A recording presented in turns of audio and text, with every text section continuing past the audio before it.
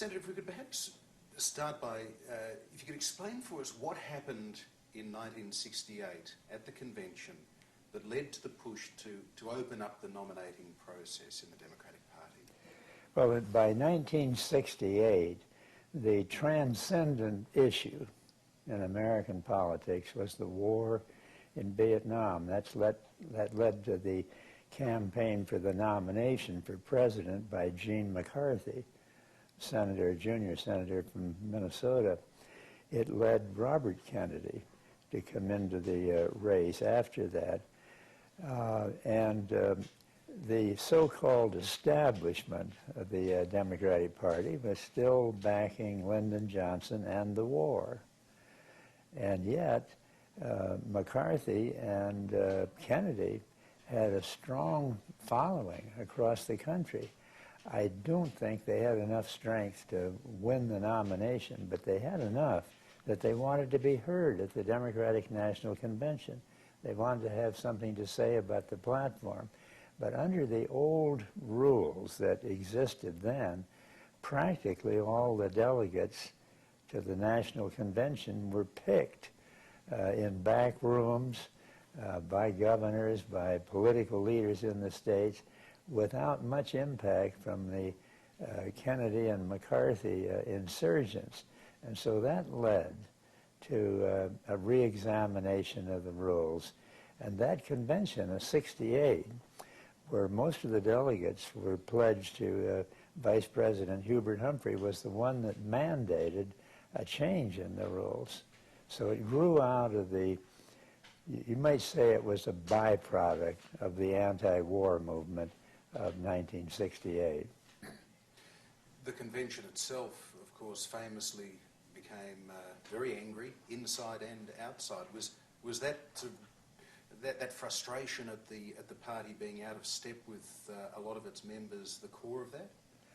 Yes, that was the driving force behind it, because there were thousands of people outside the convention halls who had come there from all over the country and who had worked hard for Gene McCarthy, had worked hard for Robert Kennedy. And then after Robert Kennedy's death, when I took over his delegates, they worked hard for me, but they were excluded from the convention because the delegates had already been picked. And without very much democracy, they were largely picked by the powers that be, who were identified with the war, identified with the status quo at a time when millions of Americans, especially young people, wanted to change the status quo and were deprived of that opportunity by the way the delegates were picked. There weren't very many women at that convention. There weren't very many young people. There weren't very many black people or brown people or yellow people.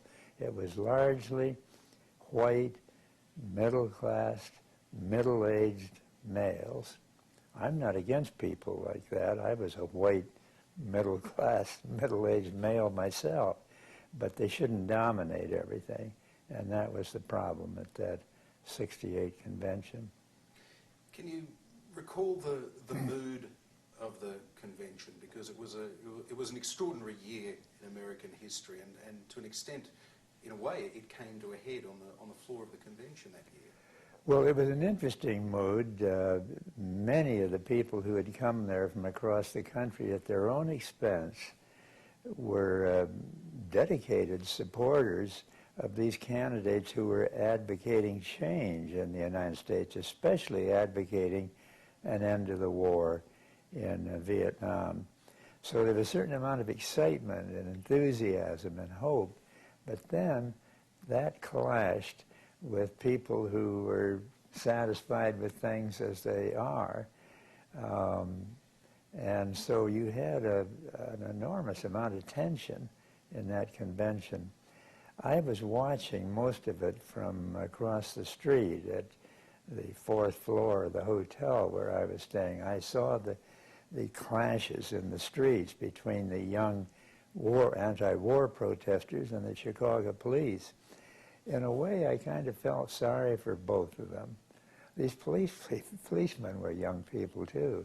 They thought they were doing their duty, trying to preserve order. They resented these equally young people who were out in the streets shouting slogans and waving banners and pushing and shoving. And so you had a clash between two cultures, the police who represented the status quo, who wanted to preserve order, who wanted to keep the peace, and these protesters who wanted to do everything they could to get the attention of the country, to get the attention of the press, and to say, we want that war stopped, and we want a different change of priorities here at home. I think the protesters were afraid of the police, and the police were afraid of the protesters. I've talked to some on both sides. Those young policemen thought they might just be overwhelmed by uncontrolled mobs of people. So I may be one of the few people who was there that was sympathetic to both sides.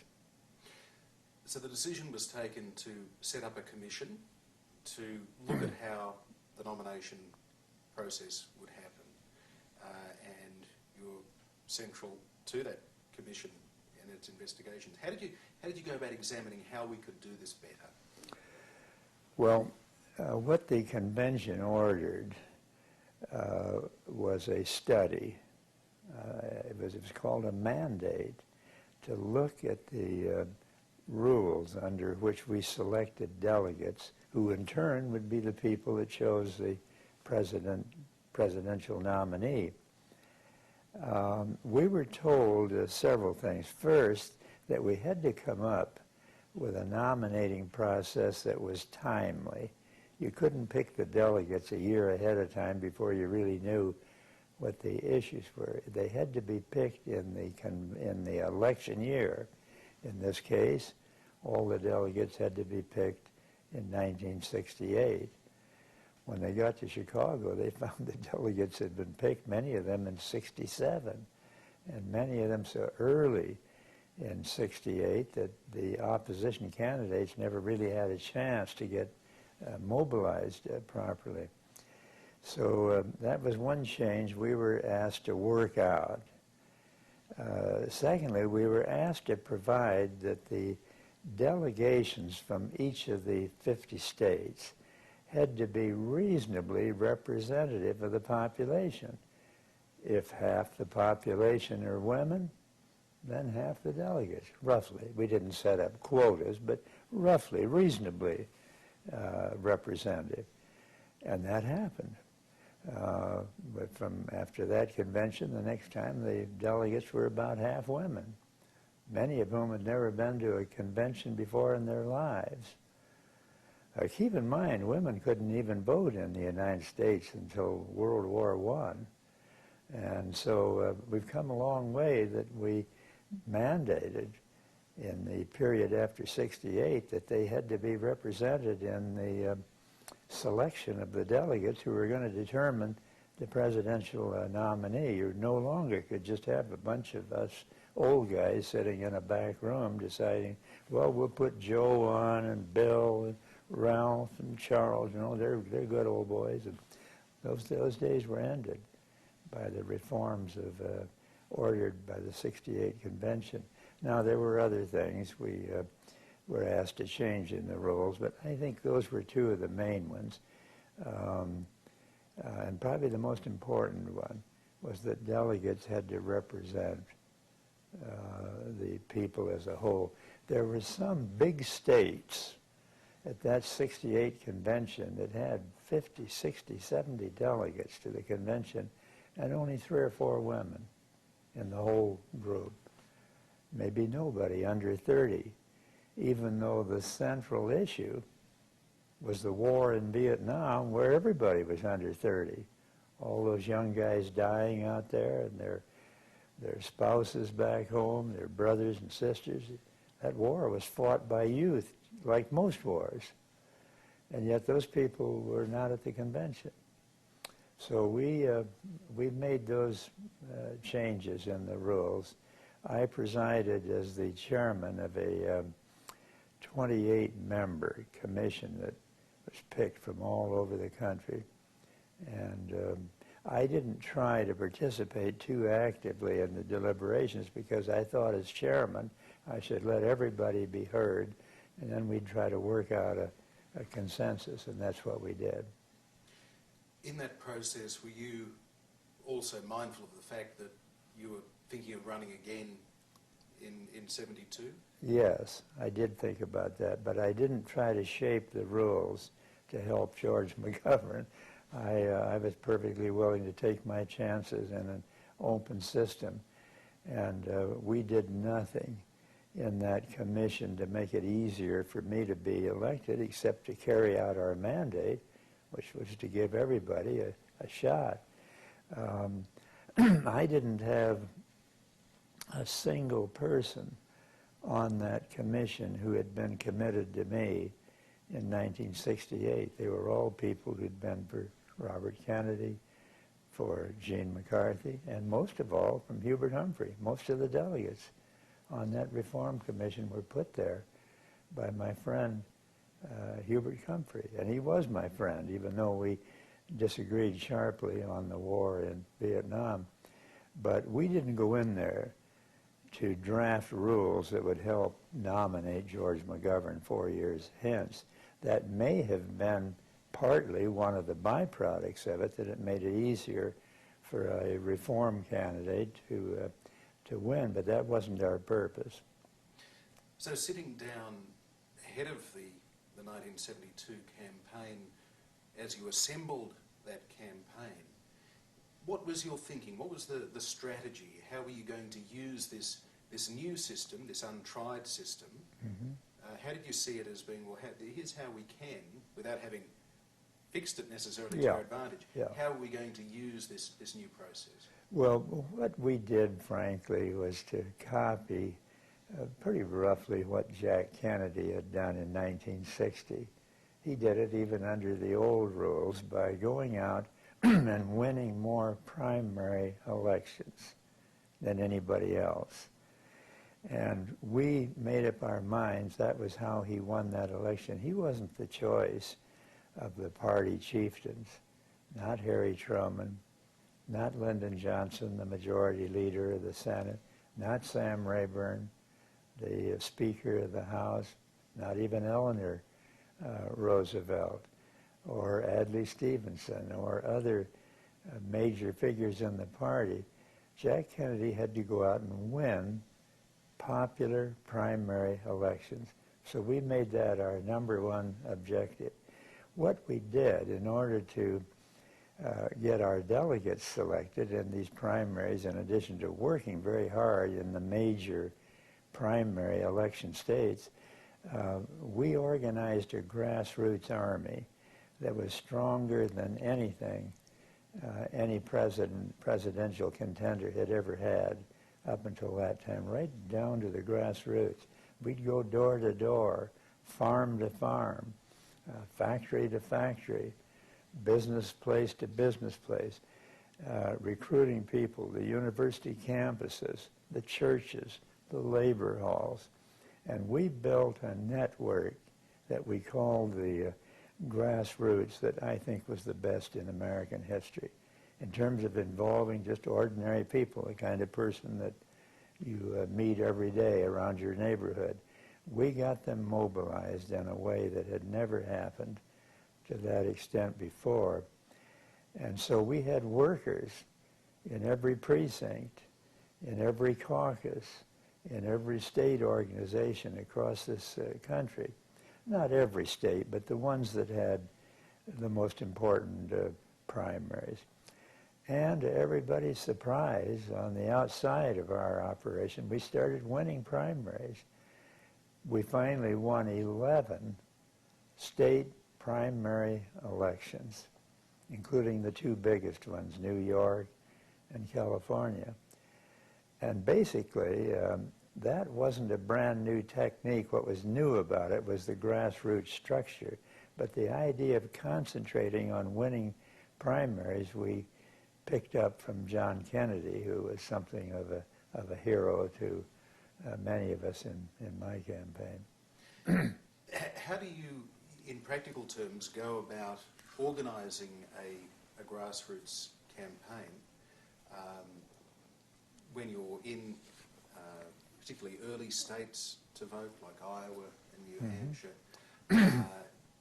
Is it simply a matter of making eye contact with somebody, talking to them about where you stand on issues? How do you win a grassroots supporter? You first have to get a smart, ambitious, well-motivated statewide coordinator. We decided that we had to do well in Iowa, since that was the first one. And by the way, 72 was the first time they'd had the caucus system in Iowa. We didn't invent that. That came out of the people of Iowa. But we put a good person in Iowa. In New Hampshire, which was the second one, we had a terrific young guy, a fellow by the name of Joe Gramizon. He had been an old party establishment person who got fed up with the war in Vietnam and decided that he was going to go to some alternative candidate. And he liked what I was saying, and I talked with him personally, and we recruited him as our statewide coordinator. I don't think we could have done so well in New Hampshire as we did without Joe Gramazon working 18 hours a day. He never went home, it seemed to me. We did the same thing in Wisconsin. We got Gene Picorni and a young lawyer by the name of Dixon, Bill Dixon, and they coordinated Wisconsin.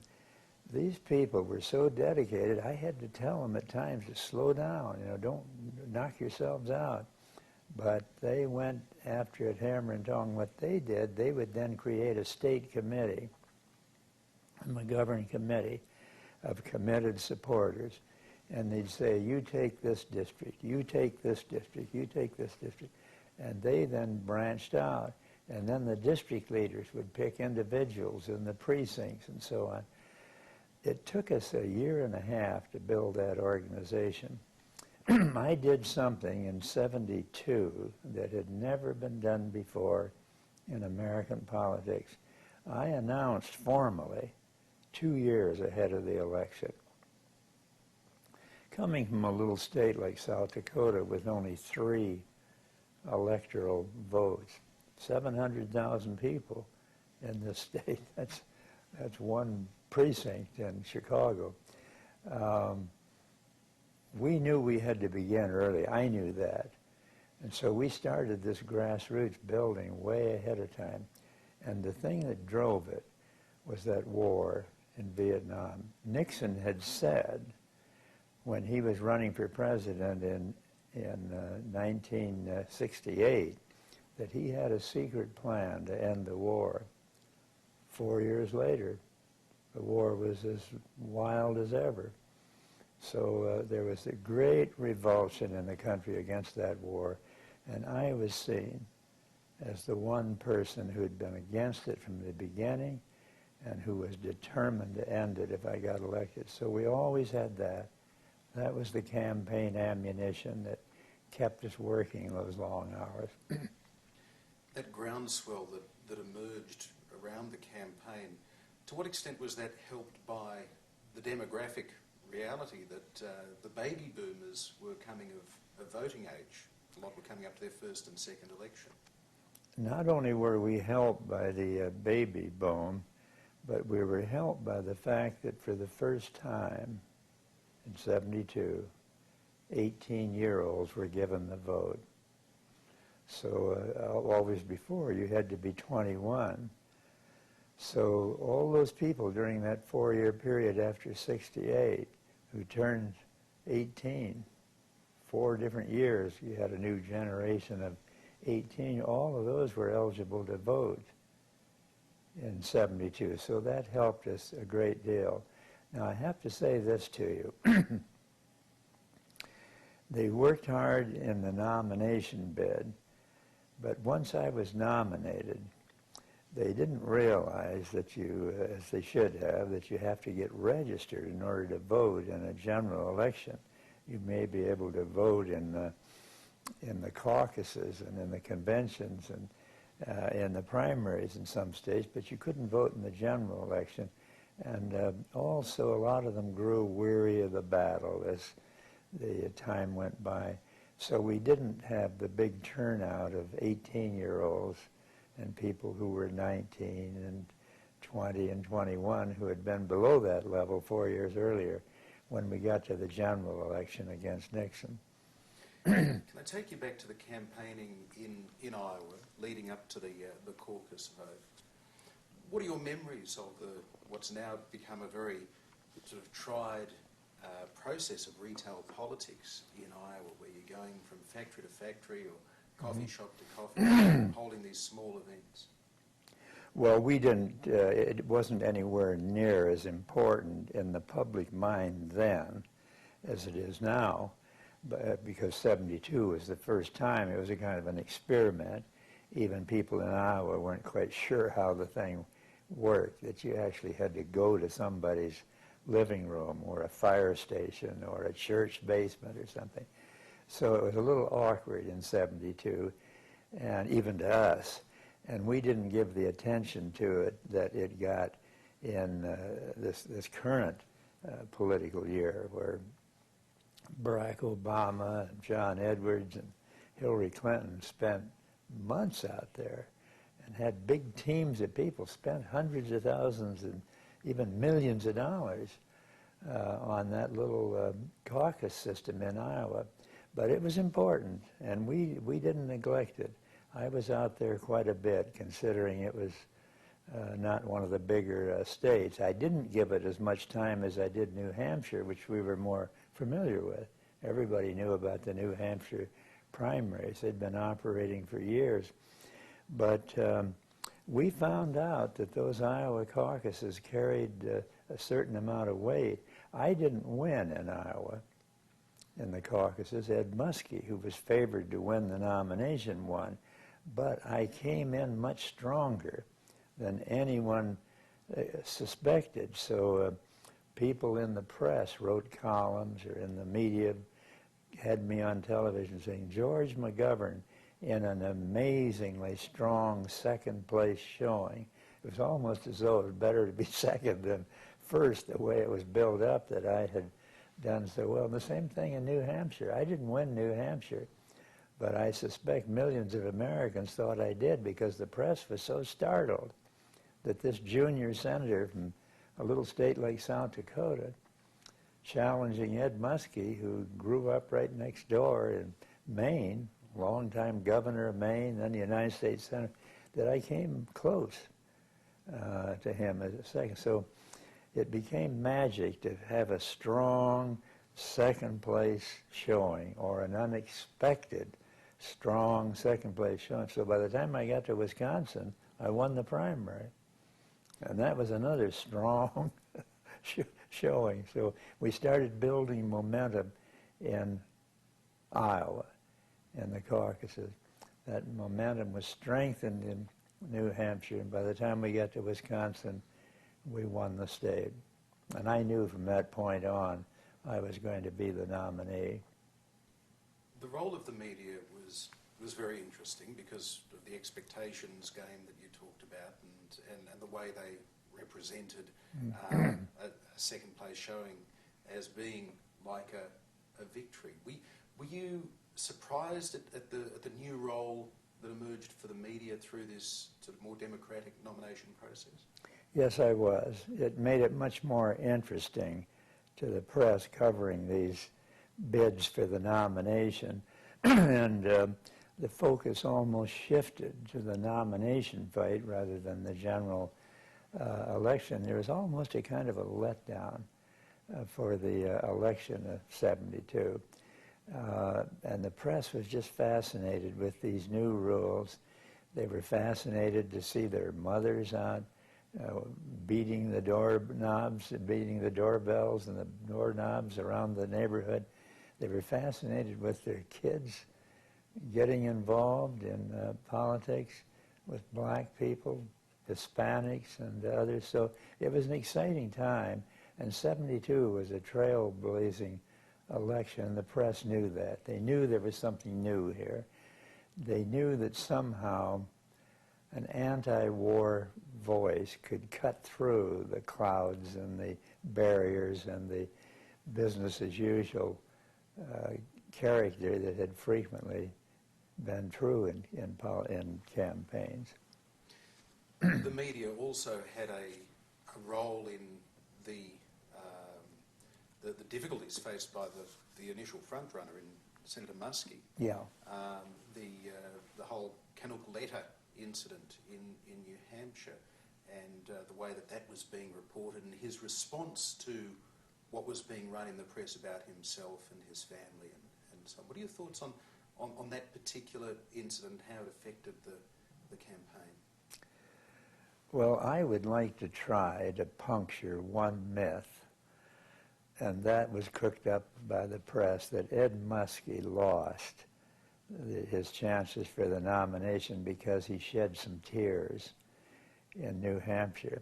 I think what happened is that the press, that had been widely predicting a Muskie win, had to come up with something to save their own predictive skills. And they said, well, this is what happened. He'd have won if he hadn't shed tears in the snow of New Hampshire. We had a pollster by the name of Pat Cattell, young Harvard guy.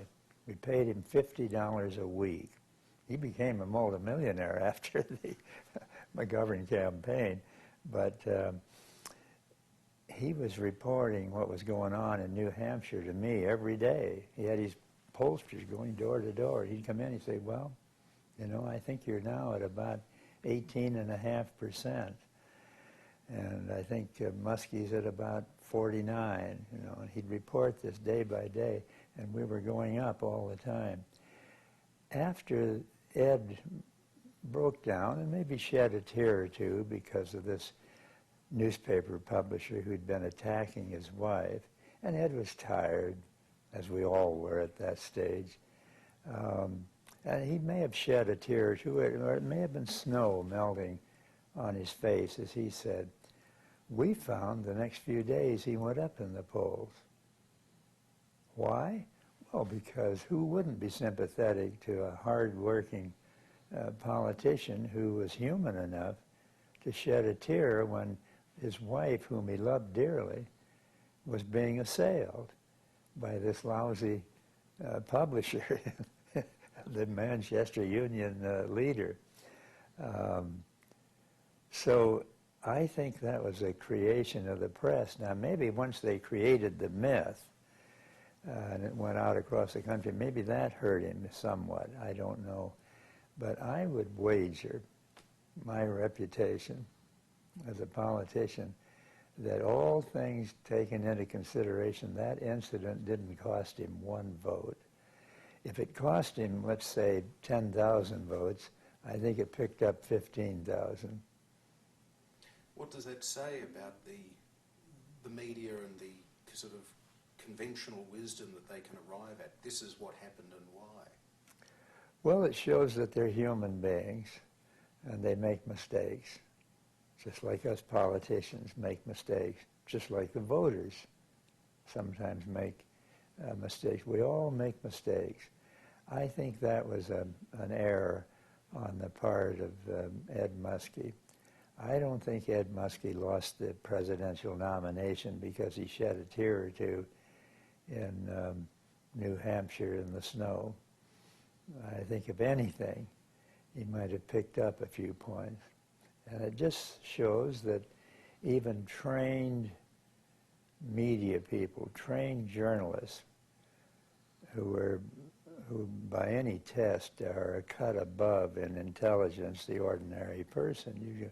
You don't get to be a prominent columnist or a prominent news commentator without knowing a lot and without being very smart, very intelligent. But even people like that can make mistakes, especially if they're looking for a reason why they were wrong.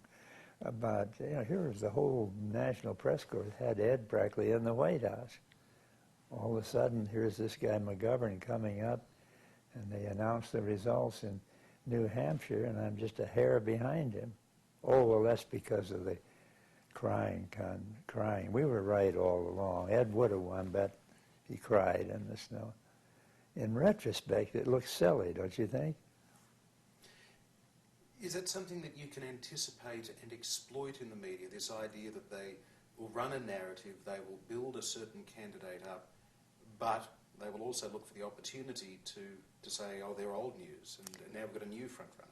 Yeah, I think so. I think they're looking for new twists and turns, and they welcome the chance to start on a new lead or a new theory or a new candidate, a new issue.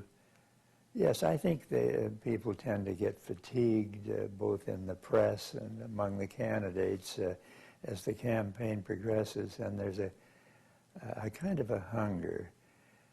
So why not knock a few pegs down on the front runner, turn it into a horse race, make it more exciting? I think there's some of that. You mentioned I became the victim of that later on.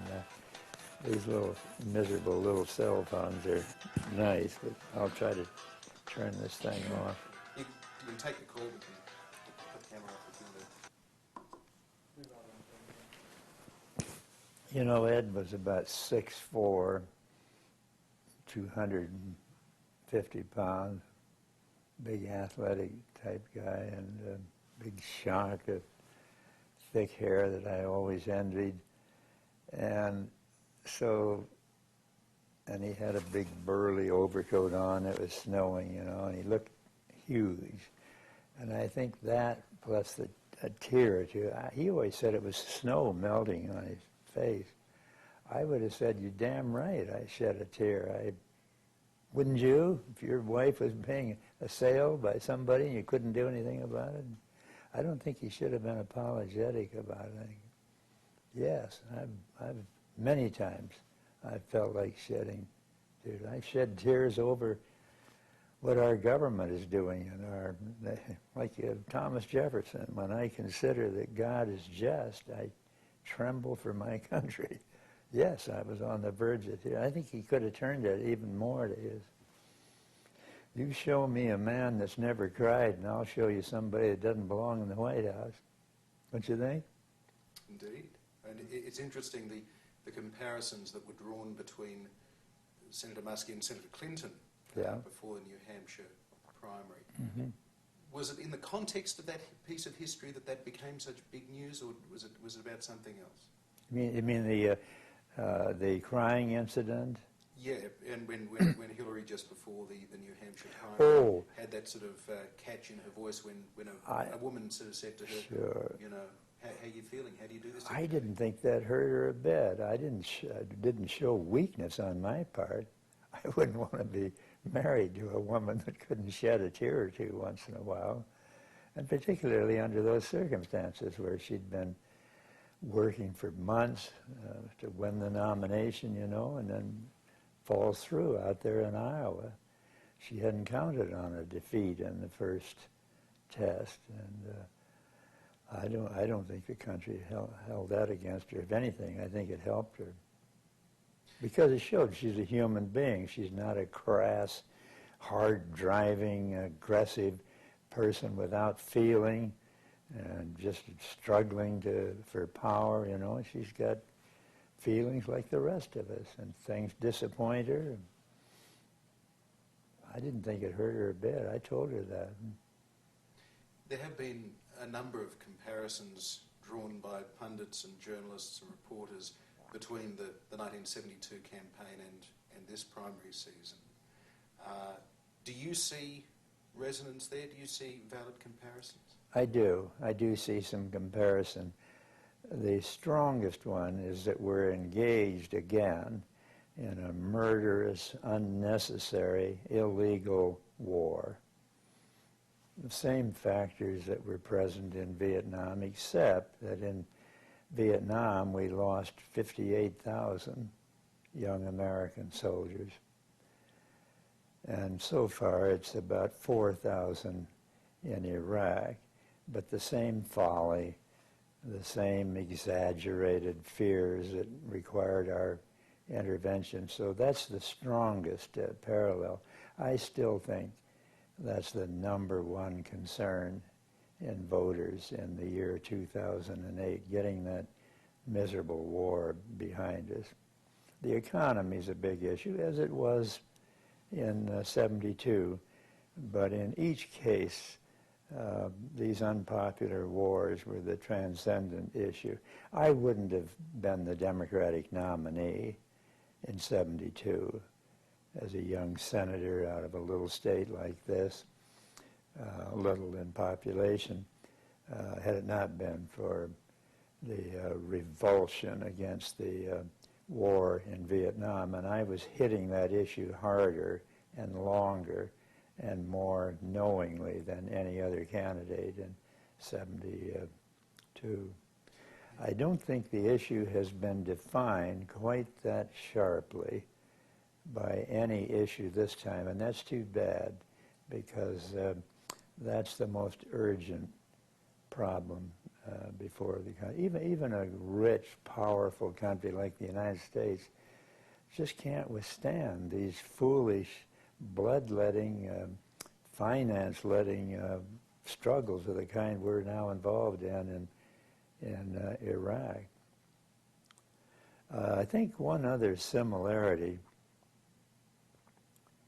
with 72 is that you do have a greater grassroots effort being made now than we've had perhaps in any campaign since 72. Barack Obama particularly had a great organization built at the grassroots in Iowa, and that's how he won. Even though as a black man who in some quarters has to overcome that barrier, there wasn't a heavy black population in Iowa, he still won that state of Iowa. Voting blocks very similar to what they are in my state of South Dakota. So that's another similarity with 72, that a young guy out of Illinois, even a black man, which heretofore would have been regarded as a political handicap, did very well in Iowa, as he has since then. There have been a number of comparisons drawn between the Obama campaign this time and your campaign in 1972. Do you look at Barack Obama and feel some empathy for him? I do. I like him very much. I've endorsed Hillary Clinton partly because I've known her for 35 years. She and her husband, Bill Clinton, became our coordinators in the state of Texas in 72. And let me tell you, trying to sell George McGovern in Texas in 1972 was one tall order. So I've appreciated them ever since then. I don't always agree with all of her stands. I certainly don't agree with her vote in giving Bush the blessings of the Congress to go into Iraq. But I admire Barack Obama very much. I think that he has the makings of another Lincoln, another Abraham Lincoln, not just because he comes from Springfield, as Lincoln did, but because he has some of the same capacity to tap deep moral and spiritual principles and to make them politically acceptable. I'd like to see him president of the United States 8 years from now. He's still a young guy. Hillary's, 60 years old. This is her time. So I'd like to see Hillary break the gender barrier that has kept any woman from ever becoming president of the United States. Then 8 years from now, I'd like to see Barack Obama break the racial gender that has prevented a black person from ever reaching the White House. That would be a great mission for the Democratic Party over the next decade. break the gender barrier, you know, ladies first, and then break the racial barrier 8 years from now. I hope I'll live that long. I'd like to live long enough to see that. I'm 85, but I'd like to live to be 100. I didn't used to think about things like that, but I do now because I want to see some of these things happen. I want to see every hungry school child in the world getting a good, nutritious school lunch every day under the auspices of the United Nations. And so these are some of the things that even as an old guy I still want to see done before I say goodbye to this earth. Is it going too far to say that the sorts of money involved and the amount of time that senators, congressmen and women, presidential candidates have to dedicate to raising that money means that their decisions are perhaps not always in the best interests of the people who voted for them, that other interests do exert influence? Exactly. I think the kind of fundraising that now faces senators or face a presidential contender does two things. First of all, it takes a lot of valuable time and energy away from the candidate that he needs for other things, or that she needs for other things.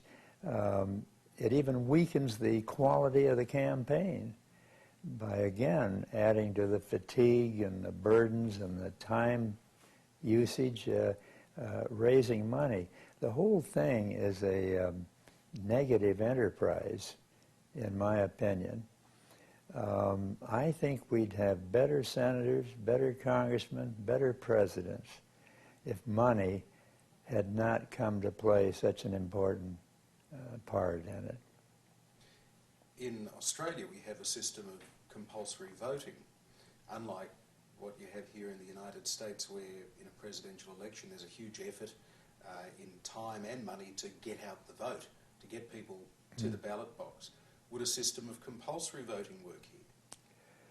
I'm not sure it would. I have great admiration for the Australian system of democracy, but I think voting, in this country at least, is seen as a privilege, not an obligation necessarily, but as a privilege.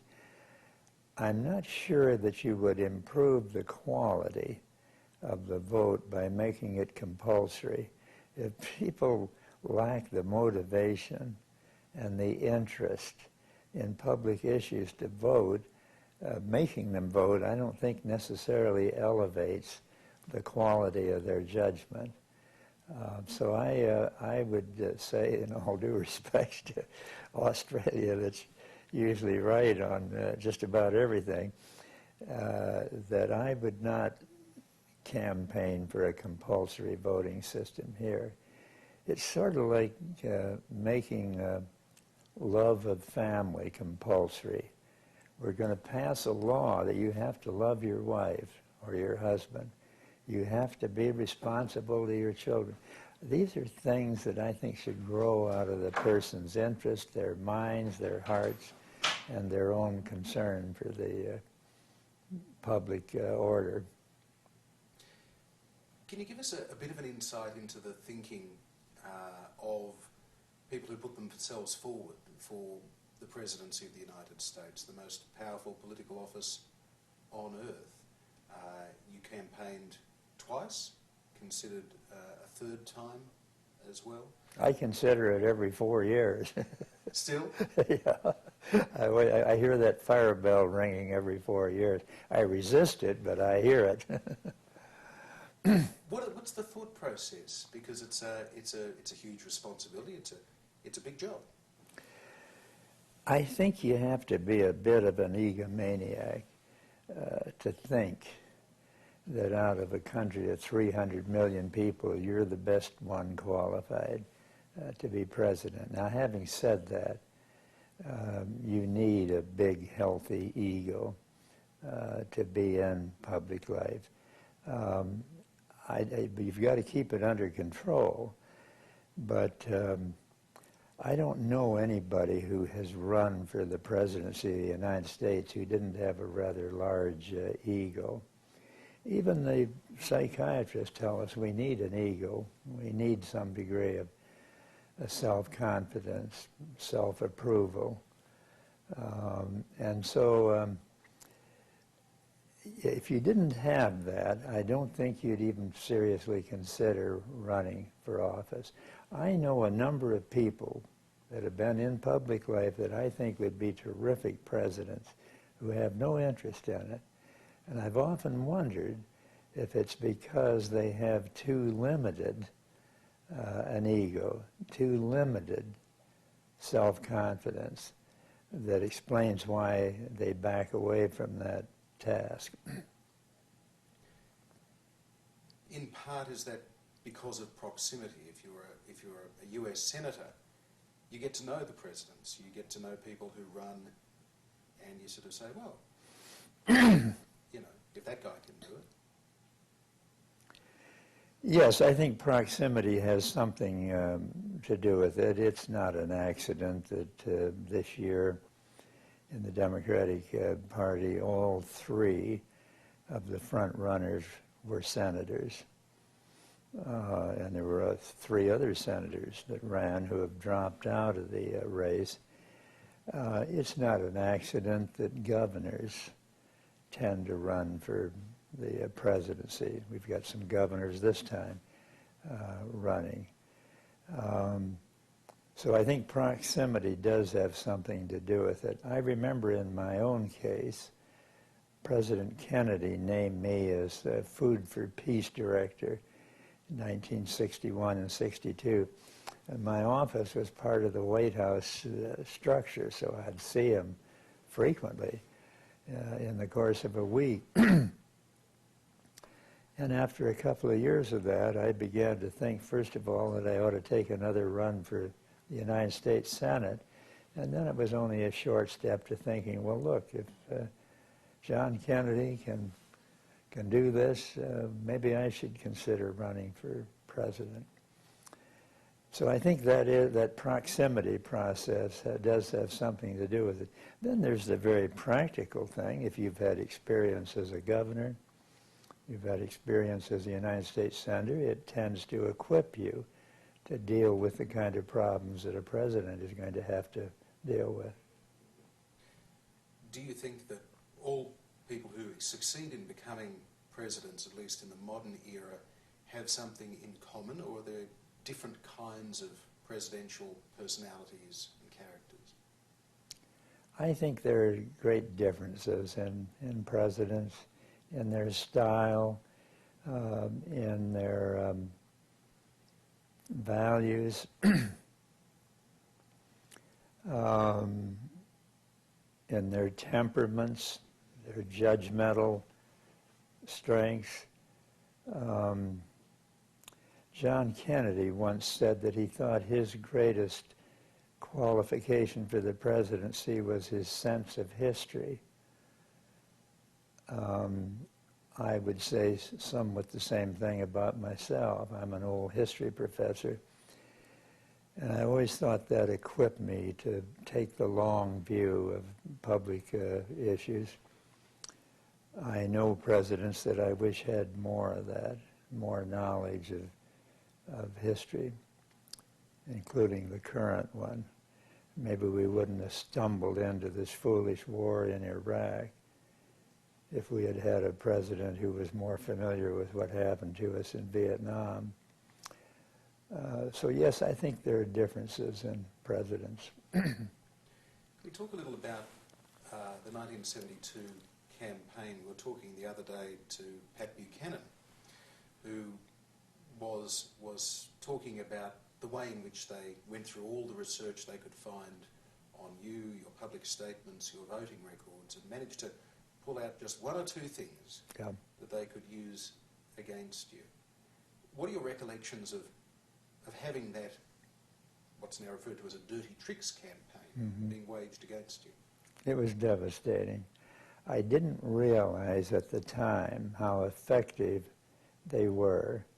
They picked out 3 things, and they just pounded those day and night on these little 30-second spots, sometimes up to 60 seconds, on television, on the radio, in direct mail, pounding away on it. George McGovern would take away our national defense. They found where I had offered amendments to reduce the military budget, which I was proud of, because I thought there were certain areas where it was excessive. But they had a hand on the television spot showing me wiping off half the Navy, the next day half the Army, the next day half the Marine Corps. Weak on defense, weak on defense. They had me advocating a plan to help poor people into an ad that implied that practically everybody would be put on welfare in the United States. I said in the campaign we should guarantee at least $1,000 income base for every American. It was very similar to a proposal that President Nixon had offered and then pulled away from. So they had a worker up on the top floor of a building that was under construction looking down. Everybody else is loafing. They're all on George McGovern's welfare system. Then I had to change my vice presidential selection because it turned out he'd had a history of mental depression, treated with electric shock therapy and so on. And they had me changing my mind. They had a coin spinning. George McGovern's for Senator Eagle in one day. The next day he's asking him to step down. The coin was just spinning. Against defense, everybody's on welfare. He can't make up his mind on anything. And they pounded that night and day. I thought it was kind of a superficial tomfoolery business. In a sense it was, sort of cheap shots. But you forget that a lot of people that don't study the issues, that don't study the characters, the candidates, their history, they see that on television when they come home from work. They see it before they go to work in the morning. They see it Sunday afternoon, Saturday night, bang, bang on those 3 issues.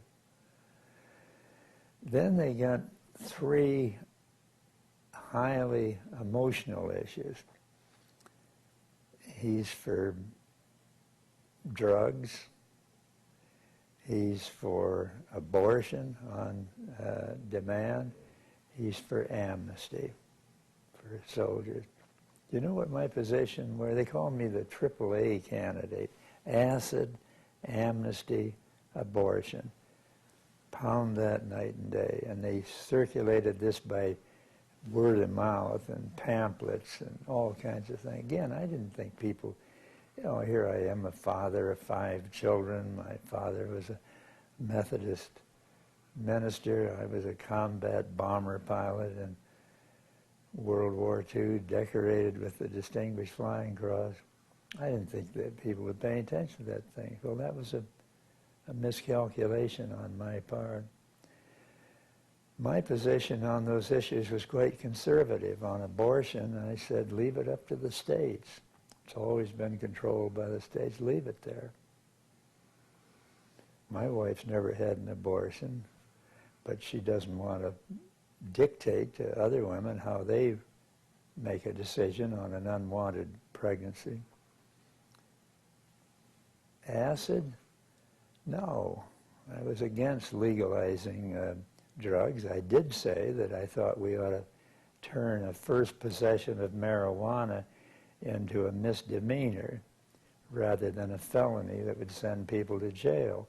That had the practical advantage of not filling our penitentiaries with teenagers. Hardly a radical position. Amnesty. I said, not during the war. I'm against this war, but as long as this is the law of the land, if you want to refuse to go, you should be prepared to go to prison. That's what Martin Luther King did for his convictions. That's what Thoreau did for his conviction. But if I'm elected president, I'll end that war promptly, and I will grant amnesty both to the people who planned the war and those who refused to fight against it. Same position that Jimmy Carter took when he was elected 4 years later. So I go into this in some detail because those two trios, acid, amnesty, and abortion, weak on defense, weak on welfare, and weak on making up my mind, those are the things that killed me, I think, in 72. There have been reports in recent times that the quote on which that label of amnesty, abortion and acid was taken, which was from a then unnamed senator. The columnist that wrote that piece after his death said, in fact, it was Tom Eagleton who said that to you. Well, that's what Bob Novak, the columnist, said. He said it was the first time he heard it. I don't know. I never discussed it. I never with Tom Eagleton or any other senator. So I don't know where it came from, but I do know that the Republican leader of the United States Senate got up on the floor of the Senate and called me the AAA candidate. Acid, amnesty, and abortion. In talking word of mouth with people, he changed the word abortion to ass, amnesty, acid, and ass. It was one of the crudest things that I've ever heard one senator say about another on the floor. I was outraged by it. And we should have nailed those things hard. We should have had other people speaking out on it. But maybe I put too much faith in the common sense of the voters. I think I've had a tendency to do that sometimes in my career. Did you feel a sense of deja vu in 2004 when another senator, and John Kerry, was running for the presidency? He'd been decorated for his wartime service. Yeah. He was being shown in a not dissimilar light. Well, that was one of the most outrageous examples of that, I think, in American history. Here you had John Kerry, twice injured in Vietnam, decorated for his leadership as a lieutenant, squadron leader, and a wonderful war record. And he's attacked for his patriotism by a guy who was a draft dodger, two draft dodgers, both Bush and Cheney. Neither one of them ever had a day in combat, even though they were of the age of other people like John Kerry, who fought in the Vietnam War. John Kerry later turned against the war, thank God. So did Bob McNamara, our Secretary of Defense. So is just about everybody. But to attack, the nerve of that, a couple of draft dodgers attacking John Kerry for his war record so that his record became the issue rather than their absence. But here again, John assumed people would cast that aside. He didn't really answer it for about a month. They were pounding the press and the media and the advertisers and everything. He made the same mistake I did of not jumping down their throats on those charges. Bill Clinton didn't make that mistake, and he ran in the year, what was it? He ran in the year 92. He remembered when he was working for me 20 years earlier in 72. And he had his people alerted every time there was any kind of criticism of him. He didn't go to bed that night until bang, they hit back and hit back hard. They had an alert system, so they didn't take one hit without blasting even harder than they got. And I think he wouldn't have been elected had he not done that. But he learned that, in my opinion, from working in my campaign 20 years earlier. An important lesson to learn, given that he had considerable negatives potentially to have to defend. Yes, he knew where he was vulnerable, but he also knew that the opposition would stoop to nothing to make a point. He had seen that happen in too many campaigns. He was determined it wasn't going to happen to him. And I think, to his credit, he had a system worked out where he answered every negative that was thrown at him before that could take hold. If they said it on television, he'd come back on television. If they did it by direct mail, he'd answer. But he didn't let the sun go down on a charge with him that he didn't have an answer out for it. I heard President Bush Sr., who he defeated in 96, I guess it was, he said to me that I was amazed at the system they worked out to answer everything that either I or one of my people threw at them in that campaign. Do you have a sense of how Hillary Clinton referred to a vast right-wing conspiracy, the interplay of whether it's right-wing columnists and people inside the White House, such as Pat Buchanan was in '72, how this almost Orwellian turnaround of the facts, so that somebody such as yourself was presented in a very different light to the reality?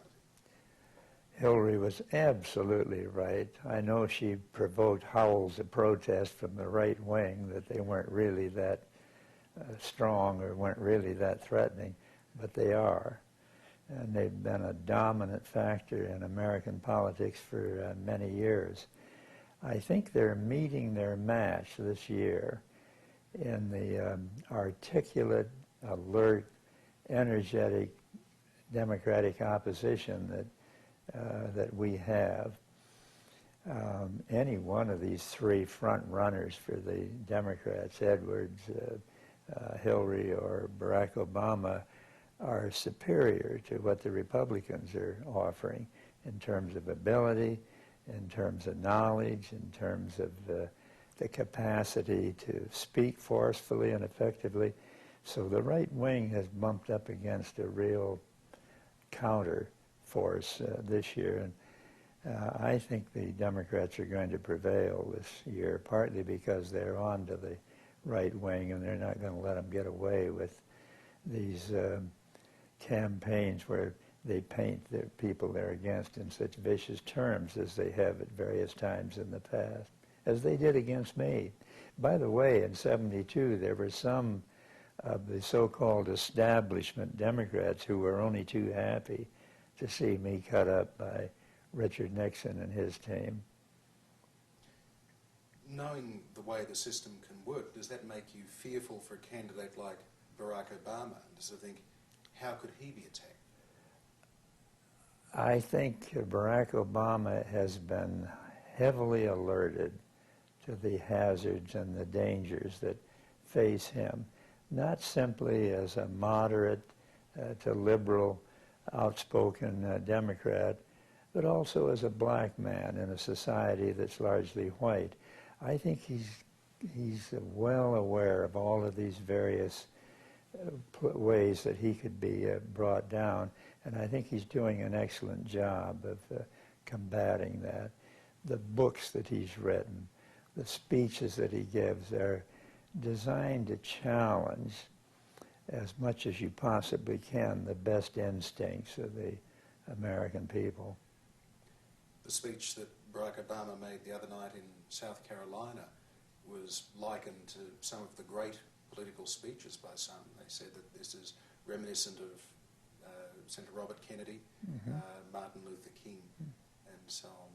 That ability to make a speech, which is sort of an old-fashioned political tool, how important is that, do you think, now? I think speaking ability is very important, especially in this age of television. And Barack Obama is as good as we've got on the scene today. I wouldn't put him quite at the level of a Martin Luther King. I think he's in his class by himself in terms of his ability to move great multitudes to action. But I think that Barack Obama is as good as we've got in the United States today on the political scene in terms of his capacity to verbalize the concerns and the aspirations of the American people. When we spoke to Pat Buchanan the other day, he looked back on the 72 campaign and it was almost a sense of it was a hard-fought game, and once you leave the playing field, you can sit down with a drink and you can laugh about it. Is it a game in politics? Did you see it that way? I didn't. I didn't see it as a game. I thought it was a more thoughtful, well-motivated proposition than you bring to the playing of a game. I know that players in football and elsewhere play hard and give their best to it, but politics at its best should go beyond that. It should strike the mind, the heart, the soul of people. It should try to lift us to a higher standard, help us to do better. And I was very serious about those objectives in 72. Perhaps I underestimated the gamesmanship that was going on the other side. Pat Buchanan and I have talked about this in the years since 72. We've become more or less friends, not intimate friends, but I think we have a mutual respect for the other person as an individual. And Pat's gotten more mature. Maybe I have too. He's gotten more humane. I even find myself agreeing with him on a number of things, including some of the major issues coming out of the Middle East. I think he's against this war in Iraq. So I give him credit for growing with the years.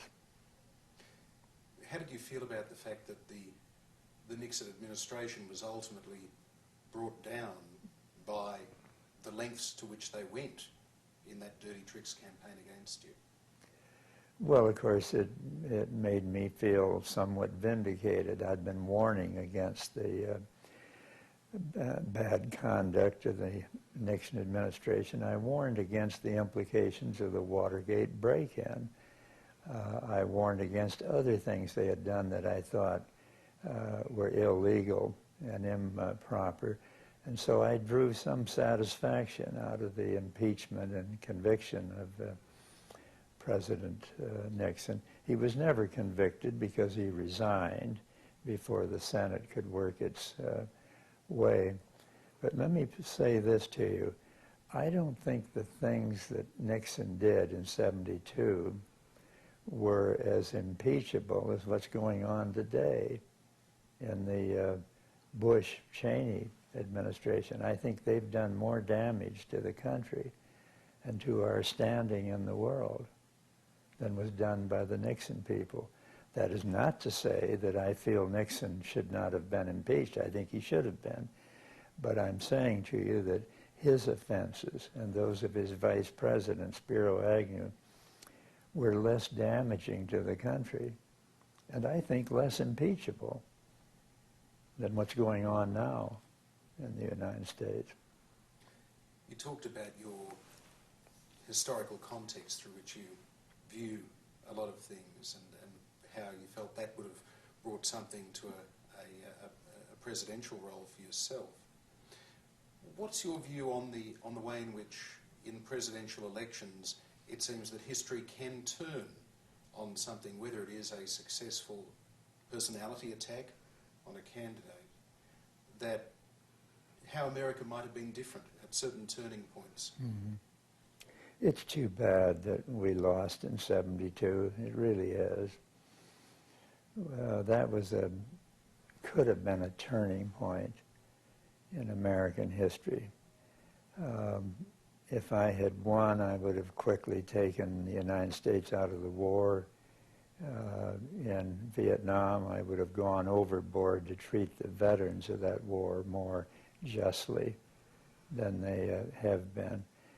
And then I would have begun to divert the enormous resources we poured into the Vietnam War, close to $1 trillion, to divert those resources into things like health care, universal health care to the United States, assistance to students to go on to higher education, something like the GI Bill, which permitted me, after World War II, to go all the way through to a PhD in history at Northwestern, all at government expense. I would have advocated something like that for students that wanted to go on to higher education. I wanted to build a transcontinental railway system, the fastest, the cleanest, the safest, the most comfortable train system in the world. I wish we had it now, that our airline systems are under such strain and in some cases almost inoperable. Then I would have changed America's role in the world from a confrontational, intrusive affair to assume that we had to intervene every place where some rival ideology raised its force, to a more cooperative and sensible relationship to the rest of the globe. So I think we missed a great turning point for the better in '72. I don't say that out of boast of what I would have done, but because we had that great army of millions of Americans, well organized and ready for change. We didn't have enough to win the election. We did have enough to fill the government with well-motivated Americans who would have put us on a new course. Do you find, when you see what happened through that period of a decade from the assassination of President Kennedy through the deaths of Robert Kennedy, Martin Luther King, your defeat, that there were forces that were insurmountable, that there was a resistance to change by whether it's a right-wing force or just a disparate series of conservatives, people that didn't like the sorts of change that were being pushed? You know, I don't know how to answer that question. I don't know that it would be fair to say there was some kind of conspiracy that brought about the death of these men. I don't think so. I think it was just a tragic turn of history that may have been controlled by a few people. This guy that killed Jack Kennedy. I know there are all kinds of articles and books written about there being a plot.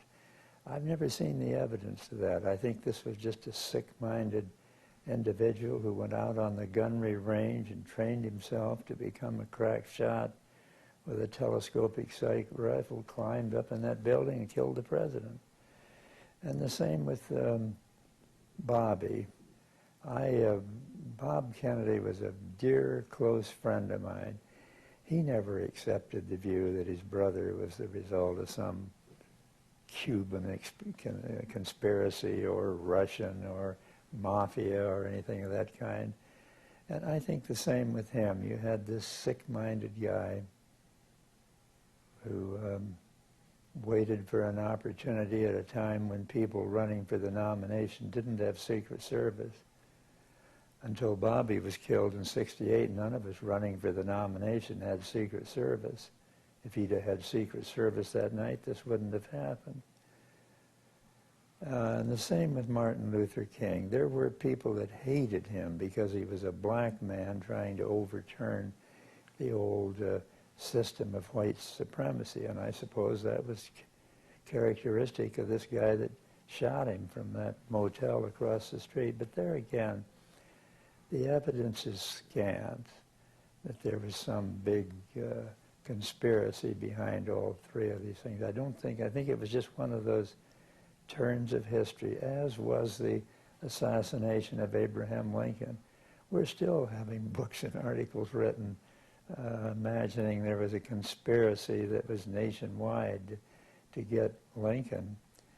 But these things happen in an open society like ours, where it's been comparatively easy to get hold of a high-powered rifle or whatever and kill one of our leaders.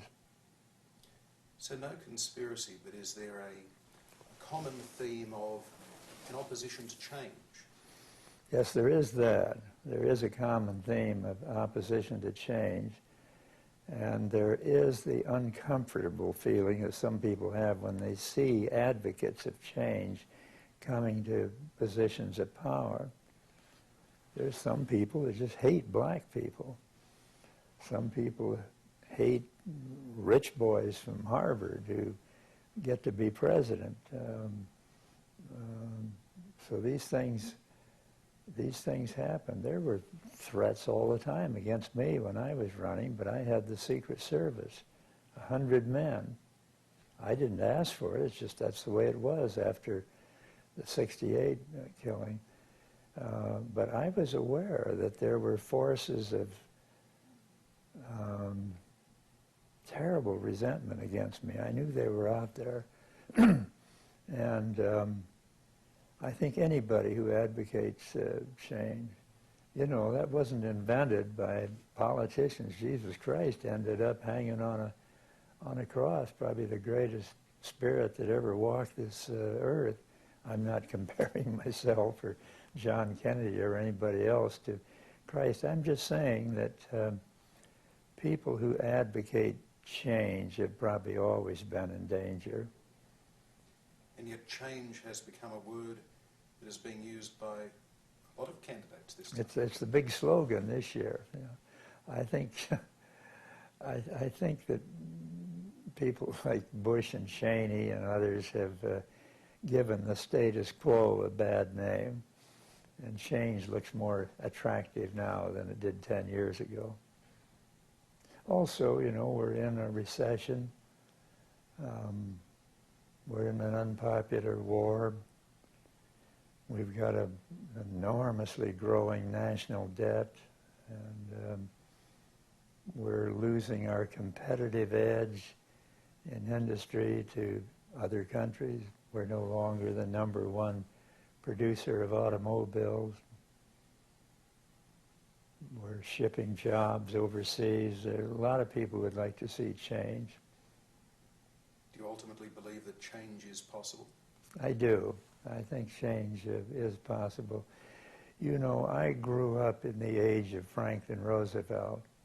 He was changing things every year he was in office, especially the first 100 days. And those programs are still with us.